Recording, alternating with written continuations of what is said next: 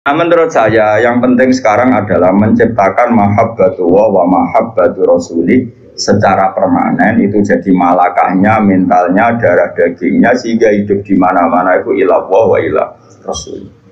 Apalagi kita dalam konteks Indonesia, orang tahu semua lah, kalau Islam ke Indonesia itu dibawa oleh pedagang, semua sepakat mengambil gelar pedagang.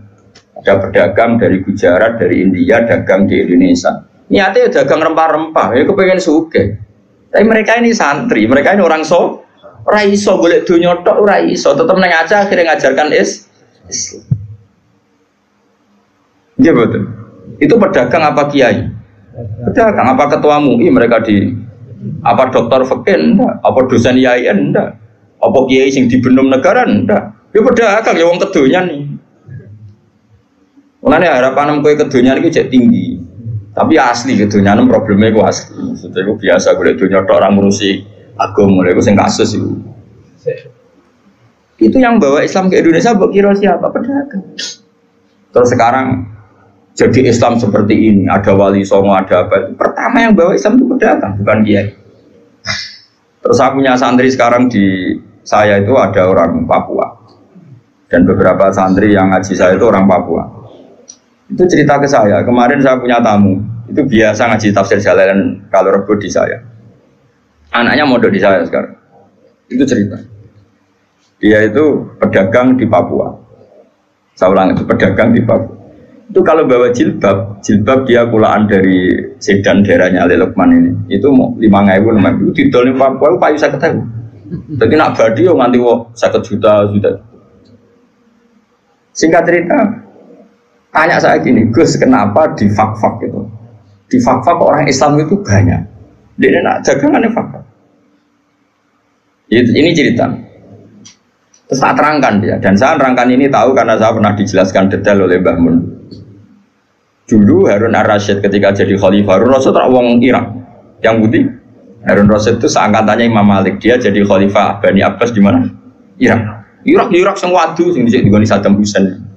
Harun Rasyid itu periode Imam Malik dan menangi periode Imam Syafi'i. Masyhur itu. Siapa yang enggak? Terus periode Abu Nawas bareng dulu sinten? Harun Ar-Rasyid. Dulu itu ada tradisi kalau orang begundal itu perusahaan negara, itu diasingkan. Bobi ceritanya itu pilihan diasingkannya kok di Papua, di fak-fak itu. Makanya kayak fak-fak itu kan banyak wajah Arab, itu kan turunan Arab. Ya Arab begundal kayak orang apa itu aborigin, kayak orang bajingan Inggris dibuat di mana? Australia gitu, kayak Australia kayak mirip-mirip gitu. Singkat cerita, mereka nyon sewu tuh awal-awalnya dibuat situ karena begundal, dianggap perusuh di Irak. Tapi perusuh yang mukmin, perusuh yang muslim, ternyata di fak-fak sekarangnya jadi komunitas muslim. Oh Islamnya keren, yang soleh ya banyak, bahkan ada yang pernah turunannya orang jadi perdana menteri di Timur Leste, sinten Mar'i, sinten Al-Qadiri.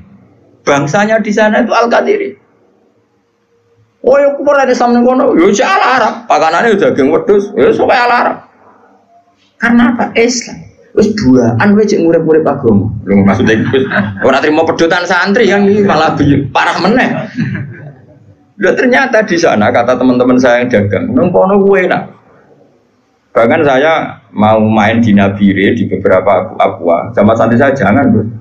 Jenengan adolan teng fak-fak relatif aman dan komunitasnya sudah muslim Arab. Si santri saya tadi tanya, kenapa fak-fak bisa begitu? Karena apa tadi? Setiap orang muslim itu diikat oleh nurullah, diikat oleh mahabbatullah wa mahabbatu rasul. Mereka tidak bisa urip rak dakwah ora iso. Kok sing ngaji ning kene kan ya wong kedonyan kabeh, ana ngaji ya do ngaji. Padahal mungkin merantaunya di Jogja golek duit. Utawa urip ya men golek duit ra kecekel-kecekel, manjen golek ora wajib kecekel. Mulane aku di kanca satpam, kurang ajar tenan. Satpam itu kancane padha satpam jagongan ning ngarepku. Aku apa ning Jakarta, ayo apa golek duit, golek ning kene gak kenan. Lha nek tapi kok golek ning kene, kan golek ora uwes ning kene, padha-padha ra mesti kecekel ya. Lah anak maro Jakarta njupuk duit lah. Tapi nak golek ning kene, ayo golek wae. Ya omongan cangkem elek tapi masuk akal. Lah padha-padha golek lah apa adu-adu ora mesti kecekel. Lah nak njupuk Ceritanya di telepon misalnya nih, Kak aja kerja ning kene nak golek duit di Jakarta. Setelah ngaji sama temannya satpam yang satu, misalnya nih telepon, ana mau kok jupuk gelem, akon golek mau. Wis adu-adu kok lagi golek. Allah ini kan angin sifat juga ilmu jupuk. Ngaji apa nih berdua mau jupuk ilmu. Kalau nak golek orang mesti cekap. Caranya jupuk ya di mana nih mau? Nah, lali udah direkam. Jadi ilmu dijupuk BHP di rumah no. Tapi nak utak gue saya lah yang meleset. Wong utak ilmunya, jadi tigone ilmu itu ya meleset. Kayak godong talas di tiga ibanyu, orang lari kemana-mana. Tapi ya tetap apa? Masih godong talas itu tak tiga ibanyu melayu, tapi tetap bisa tengok-tengok nih bolu banyu. Tenang mawon, supaya tenang. Nah menurut saya ulama seluruh dunia itu harus mikir seperti ini ya, harus sama dan saya yakin pasti sama. Nggak apa-apa ada yang punya gelar, berburu gelar karena kita juga butuh hakim muslim, butuh kemenang yang diisi orang-orang ahli sunnah, butuh beberapa profesi yang diisi oleh ulama-ulama ahli sunnah karena ini juga penting karena ini yang pegang otoritas, yang bikin undang-undang, yang bikin macam-macam. Tapi yang kultural tadi juga super penting karena ini wilayahnya ausa jauh lebih luas dan tidak terbatas. Sama nih fakta nangis. Kayak wong buaan, orang tahu semua itu di Tarikhul Khulafa itu dijelaskan. Mulane darani Irian Jaya itu karena sing darani itu wong Arab. Jadi ceritanya buareng wong Timur Tengah, wong Irak tadi dibuat ning Irian, roh wong udo-udo. Bahasa Arab itu uryan. Uryan ini maknanya udo. Aryan, uryan itu maknanya udo. Wah, agak orang Arab. Orang Arab begudala kan cobaan. Orang kaya orang Indonesia agar preman terus katoan cekak terus. Orang Arab itu preman lah.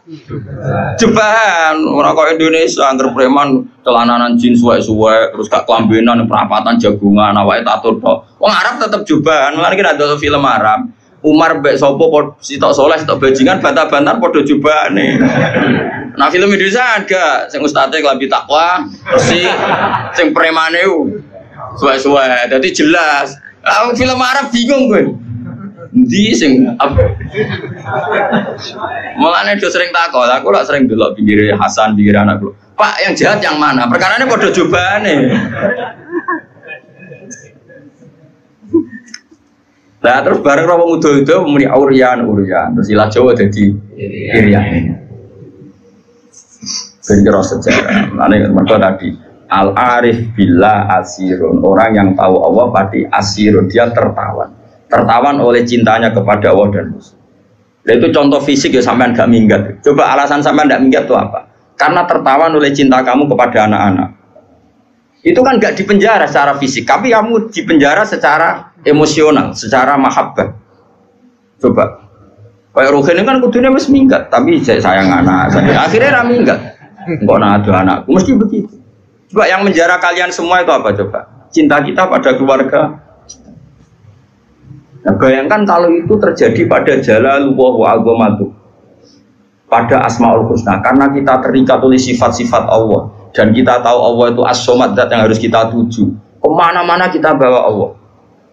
Jika jadi pedagang ya kayak orang India yang di Aceh tetap menyebarkan Islam, kayak orang Madura yang di Bali tetap menyebarkan Islam, kayak penjahat yang dibuang Harun ar-Rasyid di Fak-Fak ya tetap menyebarkan. Lalu kurang rada engkar ya, ana wong soleh terus jadi juri MTQ atau jadi pegawai kemenak pembina haji terus bangga pulau nu naik cara syukur oleh lah syukur tapi rasa bangga biar posisinya pun mendapat ketika orang lain memberi lu akeh kan santri pedotan urip ning desa sing abangan di tanah sidik diwakaf nanggo madrasah di penghasilan sapine anak didol nggo wajib guru padahal mondok era khatam Quran tapi dia ngurip-ngurip agama. Tapi nak kowe khatam lanya juara dikai umroh dikai duit. Lho cara Allah ya keren sing ngekeki timbang sing di. Tapi kowe aja terus gedeng sing juara, kowe hasud kriminal. Tapi nak sing juara kok kumo luhur merasa Qur'annya terbaik tak lorot ya. Banyak orang yang memberi untuk Quran bukan dapat. Wong adol Tegal demi haji, kowe haji kajekno negara nek bangga, koyo orang pilihan mergo dikajekno negara. Orang lain kaji adol Tegal tukaran mbek anak bojone. Sing anake Pak kok Tegal lah, kok dol terus piye? Sing tak waris sapa? Mbok kaji. Wes ra waris-warisan. Pak Rumat mulai cilik kok tuwek jek arep-arep warisan. Pokoke tak dol nggo kaji. Lho kula nate lho nyelesekno sengketa ngoten lho. Tangga kula iku di Tegal sitok, pamit kula ape didol nggo kaji. Anake sowan kula, Kak, iku nak didol anak-anak ra diwarisan. Bantah-bantahan teng arep kula. Cuma wong aku ra melu di dunya ngeten, Pak. Kula dadi juri bantah-bantahane jenengan mbek anak, tapi kula ora usah melu-melu. Terakhir kalimatnya aku jek eling. Pokoknya tak dol, anak tak rupat mulai cilik tekan tua jajuk warisan. Pokoknya tak dol kok kaji, didol akhirnya kaji. Orang kaji seperti ini kan hebat, endawo hebat. Dia yunfik, memberi untuk Islam. Dia memberi untuk haji. Sementara ada orang merasa bangga karena dikajikan negara. Dia itu mendapat. Di mana-mana al-yadul ulya khairun minal yadis sufla. Di mana memberi itu jauh lebih baik ketimbang menerima. Tapi soal bangga ya bangga, boyo sing bangga syukur dewi aneh. Alhamdulillah untuk kaji gratis, terus profesional. Memang negara begitu. Saya pun pernah ditawarin kaji gratis oleh negara. Saya pun suatu saat ya mau. Tapi kalau saya mau, memang haji itu butuh mufti, butuh pemandu, butuh tahu sah tidak. Kalau berangkatnya karena itu kan dia tidak terlintas bangga dikajikan negara, bahkan dia membawa mas'uliyah, membawa tanggung jawab. Kalau itu fil jannah.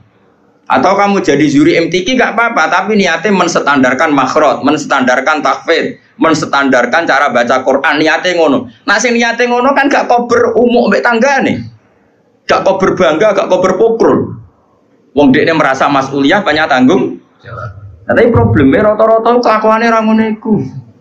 Seakan-akan keren karena dipilih negara. Itu kita harus keras, nggak bisa. Mulane kalau setuju model Mbak Arwani ngaramno MTQ.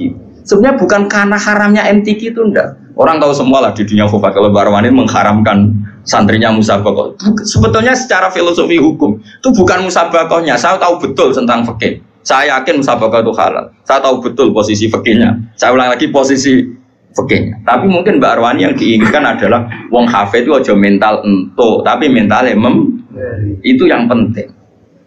Kalau sekedar musabakohnya sepele loh. Para sepele biom negara sono anggarane karek ngekeno. Terus prosedur ini ya wes. Tapi tetap baik loh musabakoh soalnya tetap. Yang jurinya tetap baik. Tapi Mbok Yao mentalnya seperti yang saya jelaskan ini. Saya ulangi mentalnya Mbok Yao yang seperti saya jelaskan. Saya pikir muka haji ditunjuk negara. Kalau nggak bolak-balik, kalau nih kiai kan sering ketemu kiai. Gus alhamdulillah Gus tahun ini kalau ditunjuk pemerintahan Rembang, pemerintahan mana untuk haji, Gus gratis kalau bang. Ya, sekali alhamdulillah, wah, rasa cerita aku ini. Ya biasa wah. Saya takut, jangan kita orang seneng. Ya seneng ngono kiai ngomong liya kaji wadul Tegal seru. Tukaran sih adol Tegal, oh seru. Wah itu jos tenan. Mau nak kaji so nangis itu sana nangis Tegal ya. Kaji itu kan seru, kok ya nangis itu sana ya nangis Tegal. Ya kadang itu teman ya kan, jadi keduanya hilang kan kadang ya. Jadi nangisnya loro kan, nangis Tegal, be nangis dunia nih. Melalui itu ya Allah gantilah itu. Ternyata ada ikhlas banget. Kalau nih multajam ya jaluk, ya ganti. Tapi ini pelajaran bagi kita. Sementing nih, buatan nyanyi kulo suatu saat dia mau, yakin suatu saat mau, tidak masalah. Hingga detik ini saya berkali-kali dan ditawari jadi pemandu haji. Tapi hingga detik ini saya tidak mau. Tapi kapan-kapan ya mau, karena saya ada anti negara. Karena jora saya juga tidak ekstremis. Tapi kita harus didik umat, boyo dilatih. Napa? Misalnya kita di mubalek, boyo mikir.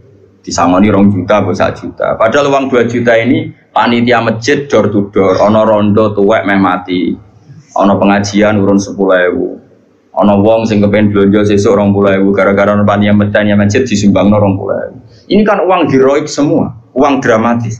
Lalu sing awam ae iso urun demi pengajian, kowe entak entuk orang rasa enggak apa-apa tetep entuk, piye-piye kayak mubalek wong alim enggak apa-apa, mendapat penghormatan enggak apa-apa. Tapi sadarlah itu dari umat yang kadang lebih miskin ketimbang Anda. Sehingga ketika pidato, oke gak apa-apa, uang itu diterima halal.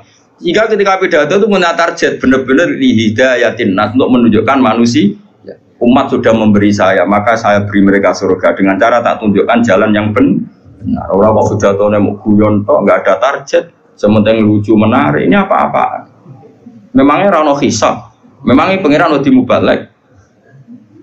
Sembrono. Ini penting, ini urusan ilmu, Kang, urusan etika di depan Allah Subhanahu. Loh, saya sampai sekarang tuh bener sombong, bojo kula tak kok ilek-elekan bojo kula biasa gak ada kopi santri, nak rebunan gak gawe piyambak.